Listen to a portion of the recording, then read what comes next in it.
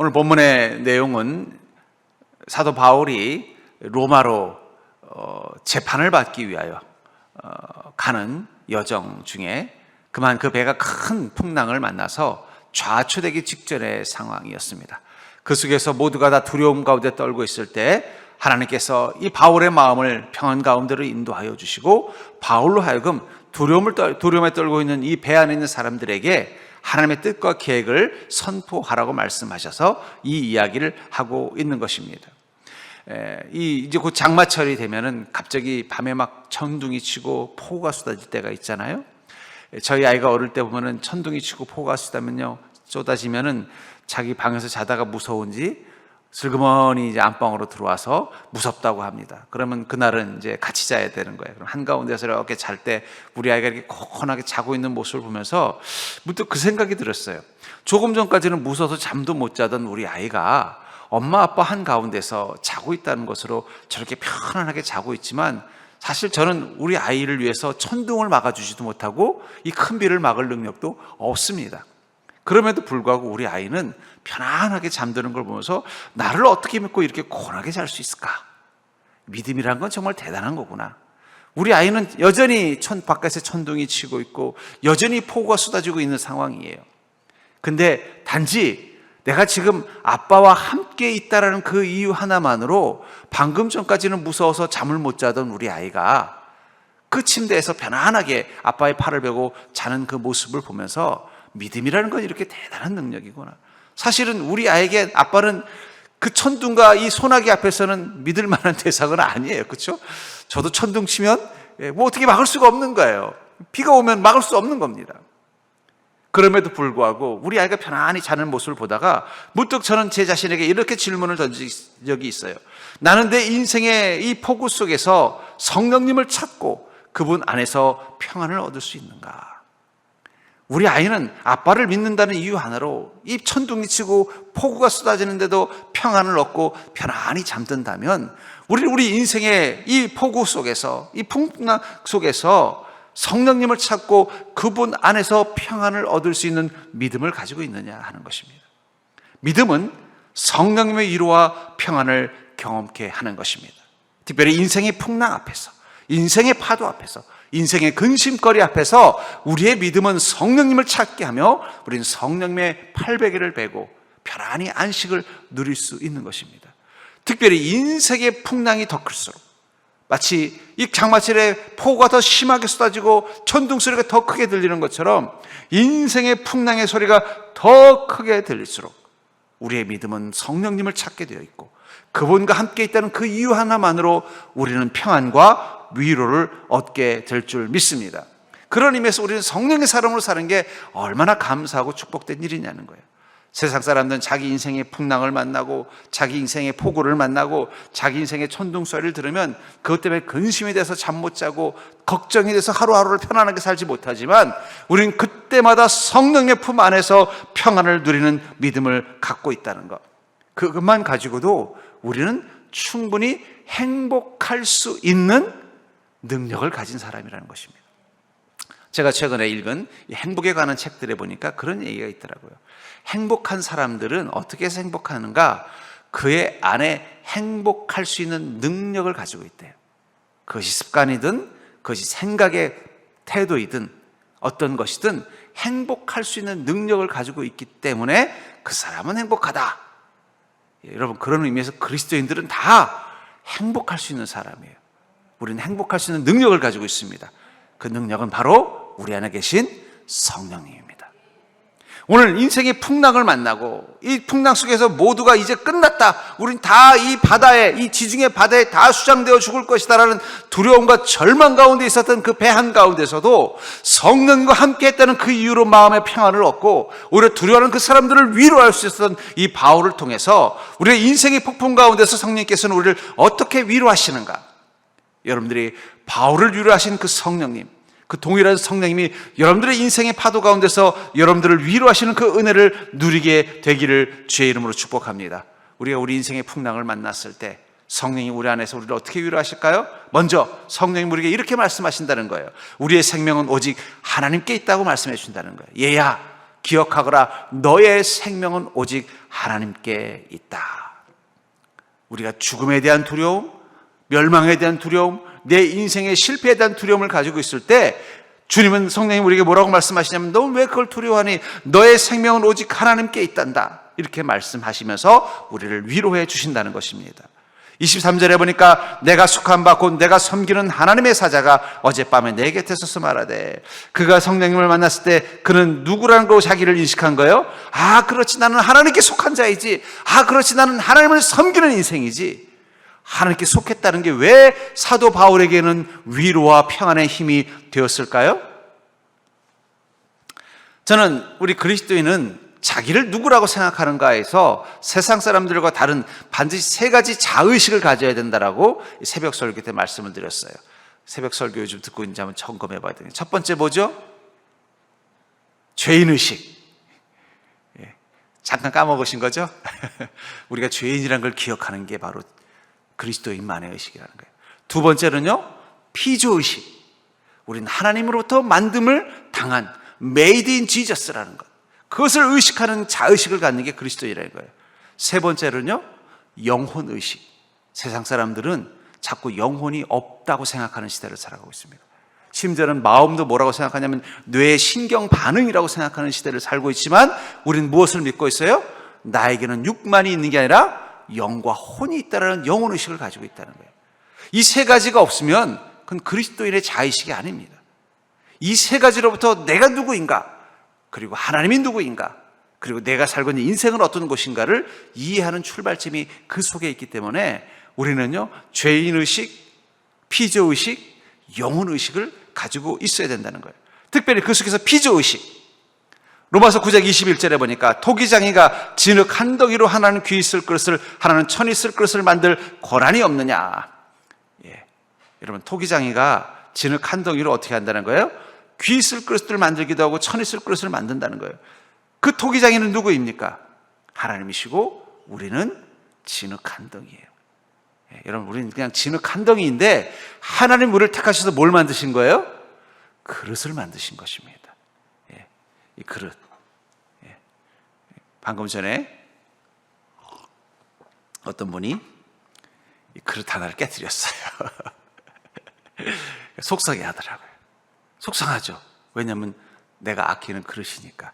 흙덩이를 던졌으면 어떻게 되겠어요? 그냥 흙덩이를 가지고 있다가 툭 털어졌으면 그건 속상해 하지 않아요. 근데 어떻게 한 거예요? 그 흙덩이를 가져다가 그릇을 만들었단 말이에요. 그게 귀 쓰는 그릇이든 천이 쓰는 그릇이든, 세상이 바라보기에는 값진 것으로 보이든 아니면 세상이 보기엔 별 볼 일 없는 것처럼 보이든, 중요한 건 우리는 그냥 흙덩이가 아니라 하나님 그 흙덩이를 어떻게 만드셨다는 거예요? 하나님의 그릇으로 만드셨다는 거예요. 왜 만드셨을까요? 하나님께서 쓰시기 위해서.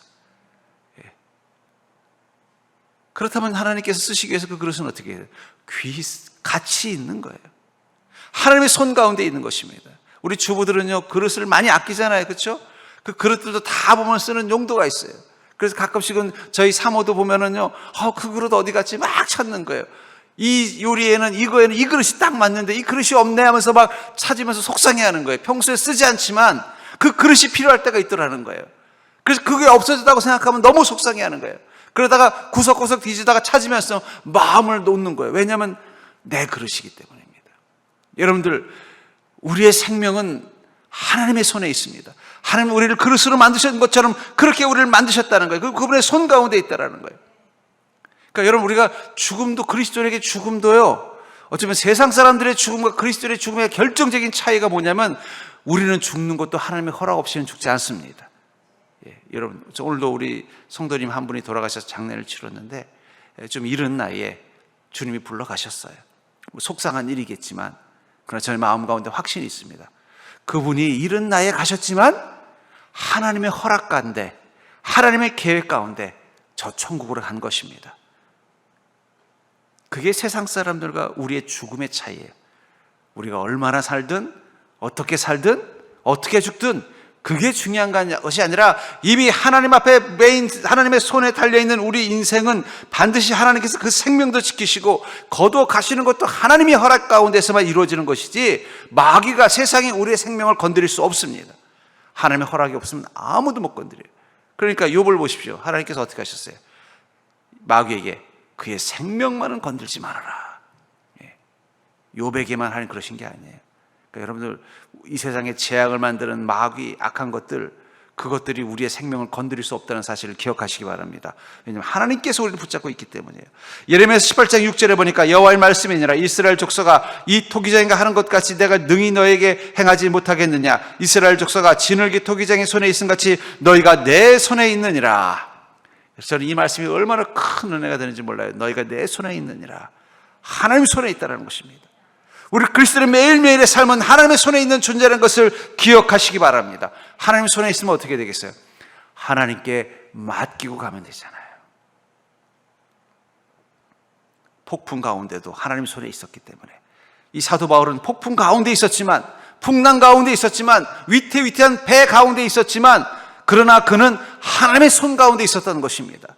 그렇기 때문에 그는 두려워할 필요가 없었어요. 하나님께서 어떻게 하신 거예요? 내가 너를 반드시 지키겠다고 하나님 말씀하셨다면 그 풍랑이 어떤 풍랑이든, 그 배가 어떤 배든, 그 바다가 어떤 바다든 결코 바울의 목숨을 해할 수 없을 것입니다. 바울은 그것을 믿는 순간 위로 평안을 얻게 됐다는 거예요. 마태복음 6장 27절에 보면 너희 중에 누가 염려함으로 그 길을 한 자라도 더 할 수 있겠느냐. 여러분들 하나님 뭐라고 말씀하세요? 너 왜 이렇게 걱정하니? 네가 염려한다고 네 인생에 조그만 것도 못 바꾸면서 염려하지 말고 주님께 맡겨라. 너는 이미 하나님의 손 가운데 있는 인생 아니니 그분에게 맡겨라. 여러분, 우리 인생은 하나님 손에 있음을 믿는 믿음이 있으셔야 합니다. 그 믿음이 있다면, 그래, 나는 이미 하나님의 손 가운데 있는 인생이라는 그 믿음이 있다면 우리는요, 인생의 풍랑 가운데서 두려워하지 않습니다. 왜냐하면 우리에게 중요한 건 풍랑이 아니라 주님의 손이 나를 붙잡고 있느냐가 더 중요하기 때문입니다. 주님이 우리를 붙잡고 있다면 두려워할 필요가 없습니다. 아니, 그 두려움을 이겨낼 수 있는 용기가 있는 거예요. 어린아이가 수영을 배우기 시작을 했어요. 물에 가면 수영 배우잖아요. 저희 아이 어릴 적에 어디 계곡 같은 데 놀러 가서 이제 수영 가르쳐 준다고 가면은요, 처음에는 얼마나 무섭겠어요. 생각해 보세요. 아이에게는 우리에게는 이 허리춤 되는데도 우리 아이에게는 발이 안 닿는 곳입니다. 이 사람 심리가요, 물에 들어가서 발이 벌써 땅에 안 닿으면 벌써 머리가 쭈삣합니다. 그렇죠? 여러분들도 아무리 수영을 잘하든 못하든 다 마찬가지예요. 이거 발이 안 닿네. 벌써 사람이 긴장하게 돼 있는 거죠. 발이 닿아야, 그래도 내가 좀 수영을 못하더라도 살아남는데 이런데 안 닿으면 벌써 긴장하는 거예요. 그러니까 아니나 다를까 우리 아이도 어떻게 돼요? 갑자기 겁을 먹은 거예요. 처음에는 수영 가르쳐 달라고 그러더니. 근데 그때 어떻게 해요? 제가 우리 아이 손을 딱 잡아요. 그럼 그 다음부터는 두려움을 이겨내고 물장구를 칠 수 있다는 거예요. 인생의 파도가 아무리 깊어도, 인생의 바다가 아무리 깊어도, 인생의 환란이 아무리 깊어도 우리 발끝이 한다는 내 힘으로 어떻게 지탱해낼 수 있는 그런 곳이 아닐지라도 내 두 손이 누구의 손을 붙잡고 있으면요, 성령님의 손을 붙잡고 있으면요, 우리는 그곳에서 물장구를 칠 수 있다는 거예요. 그러면 사랑하는 성도님들, 지금 우리에게 필요한 것은 무엇입니까? 내가 속한 바, 내가 섬기는 하나님. 바울은 그걸 깨달은 거야. 내가 깜빡했다. 나는 하나님께 속한 자이지. 나는 하나님을 섬기기 위해서 지금 이 배 위에 있는 것이지. 그렇다면 주님의 손이 나를 붙잡고 있는데 이게 무엇이 두렵겠는가? 그 순간 바울의 마음 가운데 두려움은 사라지고 평안과 당당함과 내일을 향한 기대가 회복된 것입니다. 여러분들의 인생의 파도 한가운데서 여러분들의 두 손을 성령께 맡기고 성령님이 내 손을 붙잡고 이 파도에서 물장구를 칠 수 있는 인생 될 수 있게 해달라고 요청하는 믿음 되기를 주의 이름으로 축복합니다. 두 번째로 인생의 폭풍 가운데서 성령께서는요, 어떻게 우리를 위로하실까요?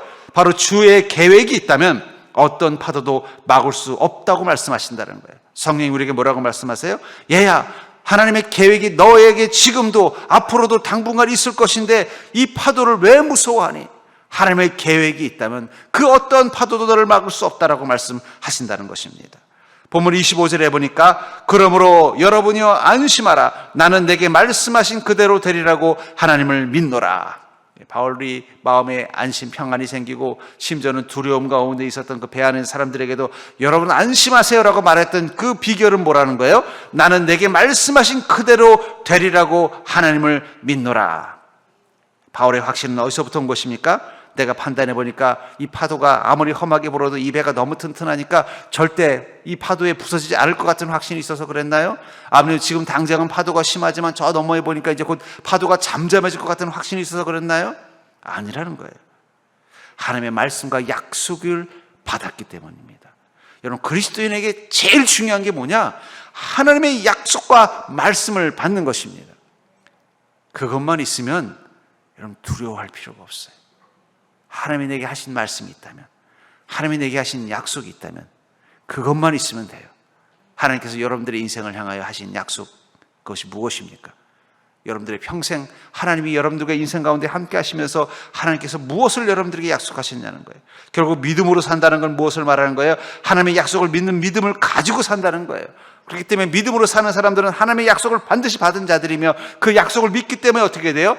소망을 가지고 자기 인생에 대한 분명한 확신을 가지고 살아가기 때문에 믿음으로 사는 사람들은 당당할 수 있었다는 거예요. 야곱도 그렇지 않습니까? 야곱이 처음에 이 하란 땅으로 갈 때는요, 근심도 많고 걱정도 많고 자신감도 없고 두려움도 많고, 그래서 그 야곱이 베델에 돌베개를 메고 자면서 훌쩍훌쩍거리면서 잠도 제대로 못 자고 내일 어떻게 해야 되나, 앞으로 내 인생 어떻게 되나 막 만감이 교차하고 별의별 생각을 다 하고 있었는데, 그때 하나님이 나타나셔서 뭐라고 말씀하셨어요?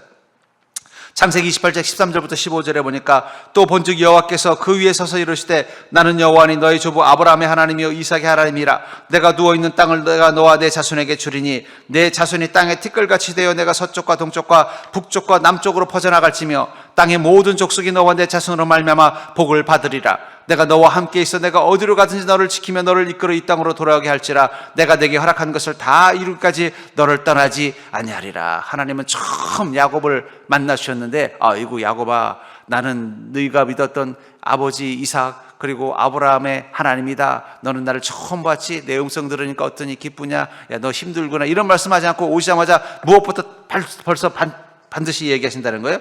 이삭아, 내가 누워있는 땅을 너와 내 자손에게 줄게. 오자마자 약속부터 하신다는 거예요. 너 힘들지? 그래도 뭐 고민이 뭐냐, 기도가 뭐냐, 이런 거 안 하시고 약속부터 딱 주시는 거예요. 왜냐하면 지금 이 야곱의 두려움의 원인이 뭔지를 알고 있는 거예요. 하나님, 내일 일 나 어떻게 해야 될까요? 나는 어떻게 살게 될까요? 그 하란 땅 가긴 가는데 그 속에서 나는 어떤 일을 겪을까요? 앞으로 저는 정말 다시 고향으로 돌아올 수 있을까요? 혹시 에서 형이 또 나를 미워해서 해코지는 안 할까요? 나는 아버지를 다시 만나러 올 수 있을까요? 엄마를 다시 만나러 올 수 있을까요? 막 두려움과 근심이 가득한 그에게 뭐라고 말한 거예요? 너 누워있는 이 땅 내가 너와 내 자손에게 줄 거야. 그 말은 뭐예요? 걱정하지 마라. 너 하란 땅에서 다시 돌아온다는 거예요.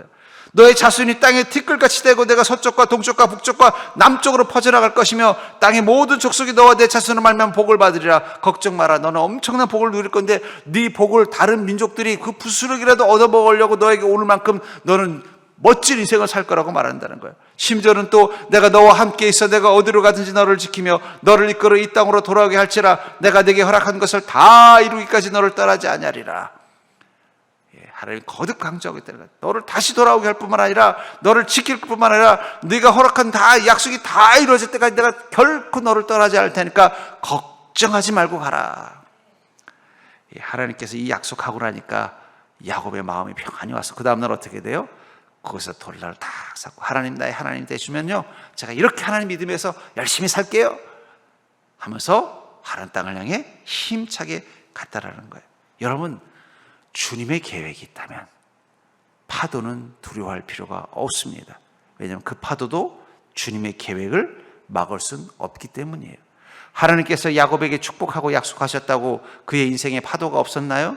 하란 땅에 가서 무슨 일 겪었어요?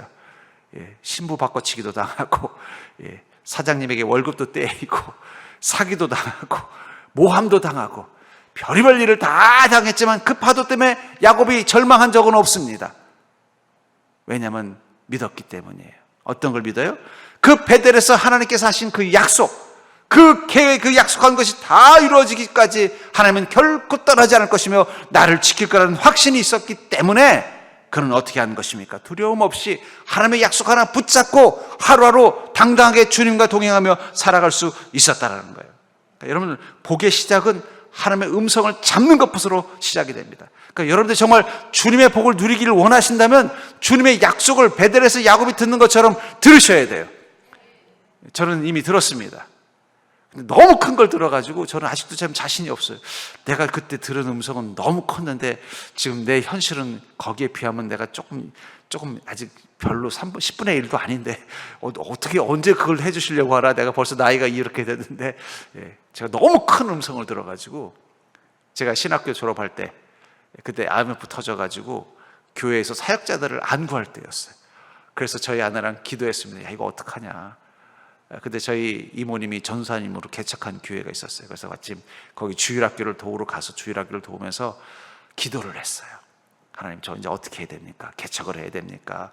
어디 사역자는 지금 IMF 터져가지고 그냥 아무도 사역자를 구하지도 않는 이 상황에서 어떻게 해야 됩니까? 이제 졸업은 했는데 언제까지 이럴 수도 없고 주님 답을 주십시오 하고 기도했는데 그 주일학교 이 섬기는 그 개척교회 주일학교 하면서 이제 본당이죠. 조그마한 상가 본당에 그 장의자에서 잠자면서 이제 여름 성경학교를 도와준 거예요. 저희 사모랑. 근데 그 장의자에서 누워서 자는데 하나님이 환상을 보여주셨어요. 그때부터 저는 그걸 믿고 교회를 갈 때마다 이 교회가 그 환상에서 보여준 교회입니까? 그 환상을 전 지금도 벌써 그때가 벌써 20여 년이 다 됐는데도 그걸 제 마음속에 하나님의 약속으로 야곱처럼 붙고 있는 거예요.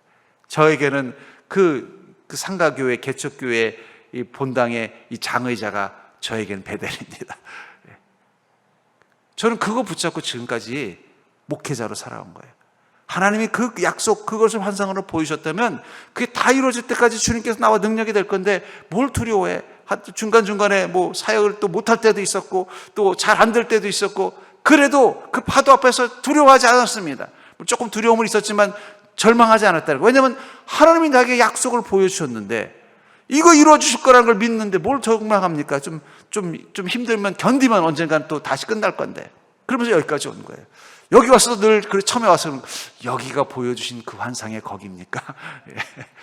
근데 제가 더 큰 걸 봐가지고 좀 잘 헷갈려요. 얼마나 큰 건지.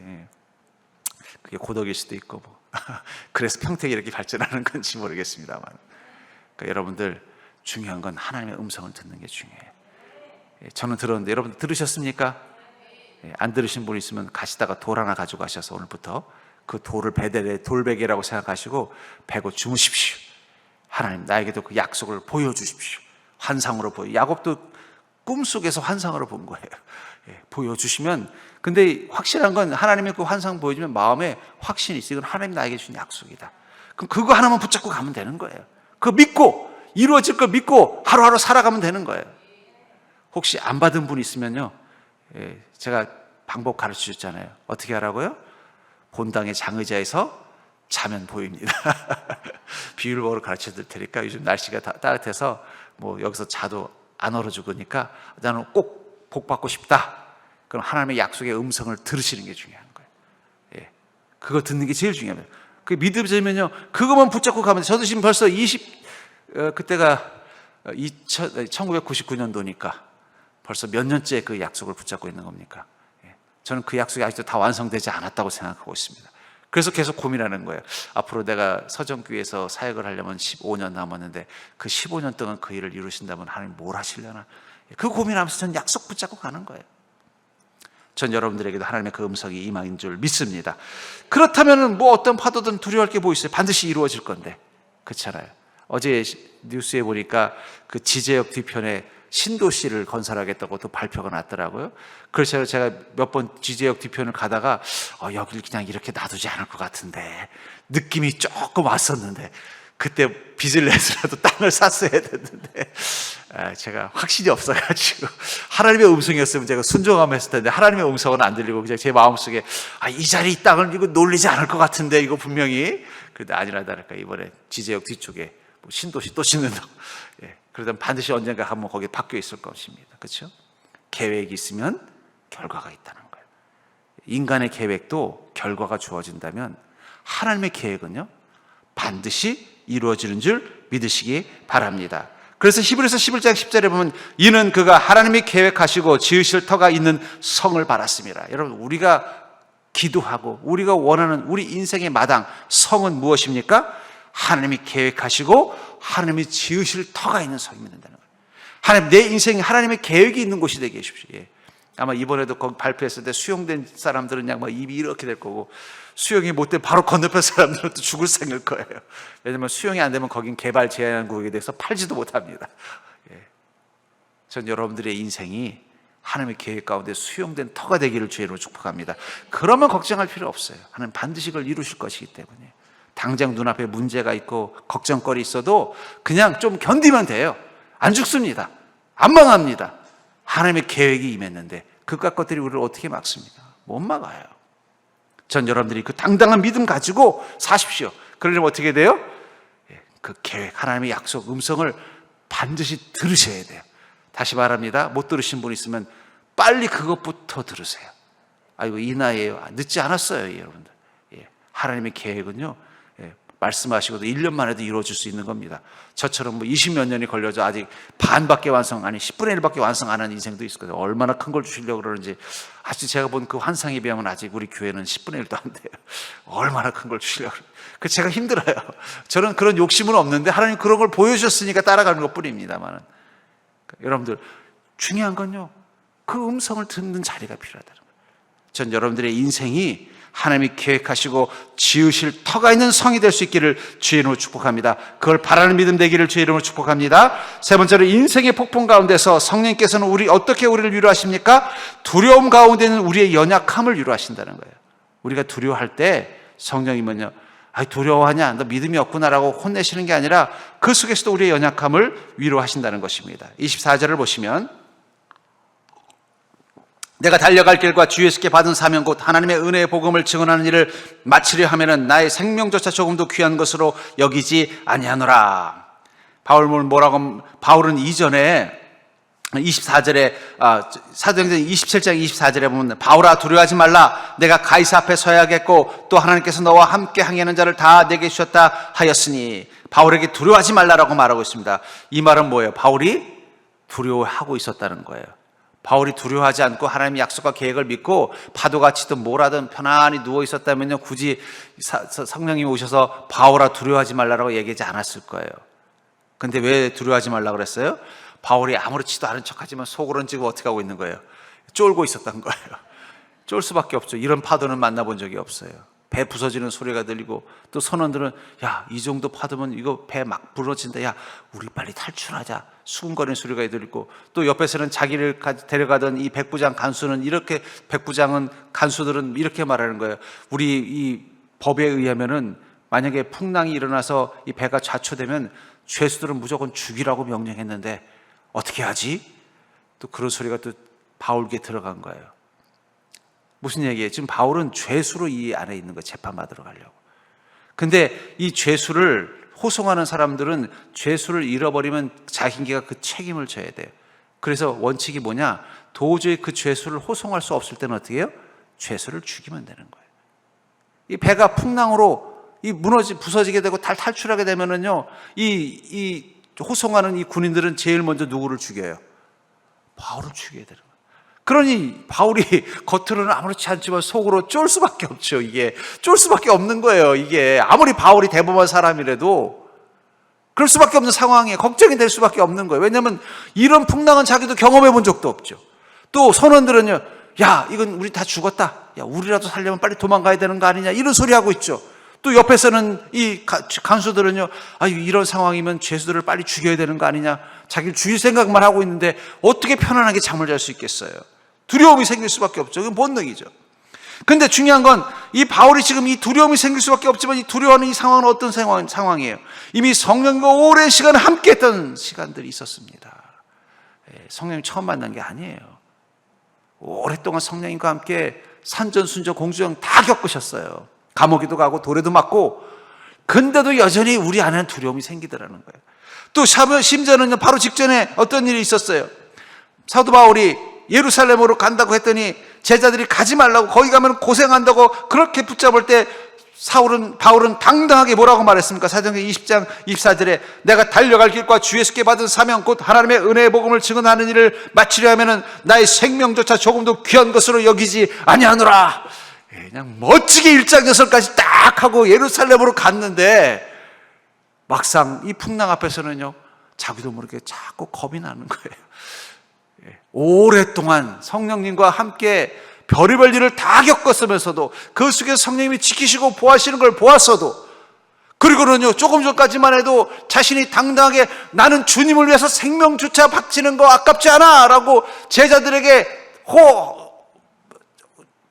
당당하게 말했던 이 바울일지라도 또 풍랑 앞에서는 두려운 겁니다. 그게 인간이에요. 그걸 성령님이 아신다는 거예요. 그러니까 여러분들, 아니 내가 정말 믿음이 없나 또 걱정이 되네. 예, 그게 인간이라는 걸 기억하시기 바랍니다. 저는 이 바울 보면 위로받으니, 바울 목사님도 이렇게 두려워했는데 우리도 좀 두려워할 수 있죠. 근데 중요한 건 성령님이 그걸 아시기 때문에 어떻게 해요? 두려워하지 말아라, 위로해 주신다는 거예요. 예, 그 두려움 가운데는 우리를 위로해 주는 거예요. 우리의 약함을 아시기 때문에 어떻습니까? 우리를 위로하신다는 거예요. 여러분, 성령님은 위로의 하나님이십니다. 우리의 약함을 아시는 하나님이에요. 두려워 떨고 있는 우리를 어떻게 해요? 위로해 주시는 거예요. 그러니까 그러면서 성령 충만은요, 성령님이 두려움 가운데 나를 위로해 주시는 하나님의 위로를 경험하는 것입니다. 근데 성령님 위로해 주시면 어떤 일이 나요? 그 위로 가운데서 우리가 격려를 받고 나면 다시 한번 힘이 생기는 거예요. 그 두려움을 딛고 일어서려는 힘이 생기는 거예요. 베드로를 보십시오. 풍랑을 보고 두려워했어요. 그 풍랑 위에 보니까 유령처럼 보이는 죽음의 사자가 보니까 더 두려웠어요. 근데 알고 봤더니 예수님인 걸 깨달았어요. 그 순간 베드로는 뭐라고 말합니까? 주님이여, 주님이시라면 나로 물 위로 걸어오라 말씀하여 주시옵소서. 그랬더니 예수님께서 뭐라고 말씀하셨어요? 그래 베드로야, 물 위로 걸어와라. 베드로가 물 위로 당당히 걸어가다 보니까 이 물을 보니까 갑자기 또 두려움이 확 밀려온 거예요. 그 물속에 빠지잖아요. 그때 예수님께서 어떻게 하셨어요? 그 손을 내밀어서 베드로를 붙잡아 이렇게 세우셨잖아요. 여러분, 성령 충만하다는 것은요, 우리가 우리 인생의 문제 앞에서 우리 연약함과 본능 때문에 두려워하고 근심하고 있을 때 성령의 위로를 경험하는 것입니다. 그 위로는 하나님의 격려가 되고 우리가 이 인생의 두려움과 걱정거리를 이겨낼 수 있는 힘이 되는 것입니다. 사무엘상 17장 28절에 보면요, 이 골리앗과 싸웠던 다윗이 바로 직전에 형님들 앞에 섰을 때 이렇게 형님들이 다윗을 핀잔 주는 걸 봅니다. 큰형 엘리압이 다윗이 사람들에게 하는 말을 들은지라, 다윗이 이 골리앗을 보면서 저 못된 것 감히 하나님의 군대를 조롱하다니 내가 가서 싸우겠습니다 막 이랬을 때 뭐라고 그러냐면, 큰형 엘리압이 다윗이 사람들에게 하는 말을 들은지라 그가 다윗에게 노를 바라 이르되 내가 어찌하여 이리로 내려왔느냐, 들에 있는 양들을 누구에게 맡겠느냐, 나는 내 교만과 내 마음의 완악함을 아느니 내가 전쟁을 구경하러 왔도다. 야, 너 또 허풍 치는구나, 허세 부리지 마. 예, 형님이 동생한테 그런 말 했을 때는 형님이 동생을 잘 알기 때문에 그런 겁니다.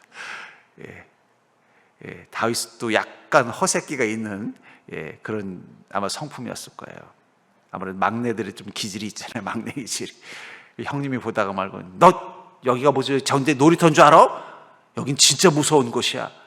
네가 바깥에서 하던 그런 동네 애들하고 싸우는 거 같은 게 아니야. 정신 차려. 혼내는 거예요. 그런데 다윗은 뭐라고 그러니까, 아이 무슨 소리예요 형님, 저는 가서 골리앗하고 싸우겠습니다. 아마 처음에는 막 그렇게 해놓고 이제 드디어 저 골리앗 앞에 갈 때는 심장이 쿵쾅 아마 지금으로 치면 심장 체크하는 거 있으면 아마 심장 박동수가 한 200 정도는 뛰었을 겁니다. 뭐 혈압도 한 200 이상 올라갔을 거예요.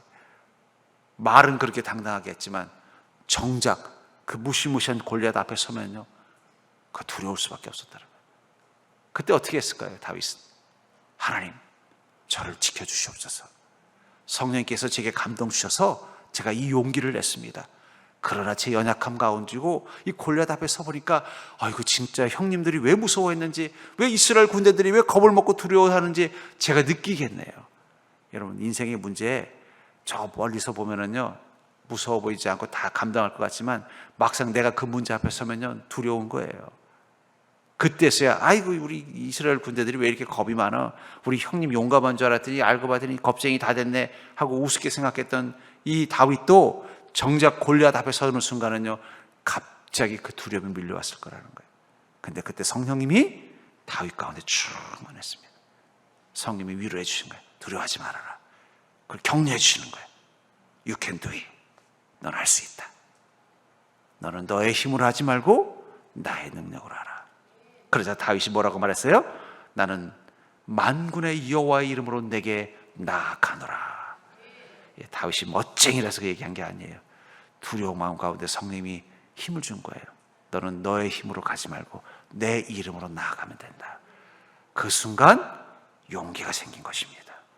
그 두려움을 이길 수 있는 힘이 생겨요. 여러분, 우리가 가지고 있는 이 연약함은요, 우리가 인생에 어떤 걸 겪으든 인생의 문제 앞에서 두려운 건 당연한 것입니다. 근데 그 두려움을 이길 수 있는 힘은 어디서부터 오는 거예요? 만군의 여호와 이름밖에 없다는 거예요. 성령님을 우리가 붙잡아야만 우리 인생의 그 두려움을 이길 수 있는 거예요. 여러분들 두려워하는 거 당연한 거예요. 여러분, 이 바울 목사님 성령님의 그 은혜를 그렇게 많이 경험하고 산전수전 다 겪었어도 또 풍랑 만나면 두려운 거예요. 만약에 또 다시 그곳으로 오다가 또 풍랑 만났으면 또 두려웠을 거예요. 그러나 그때마다 성령님이 어떻게 하신 거예요?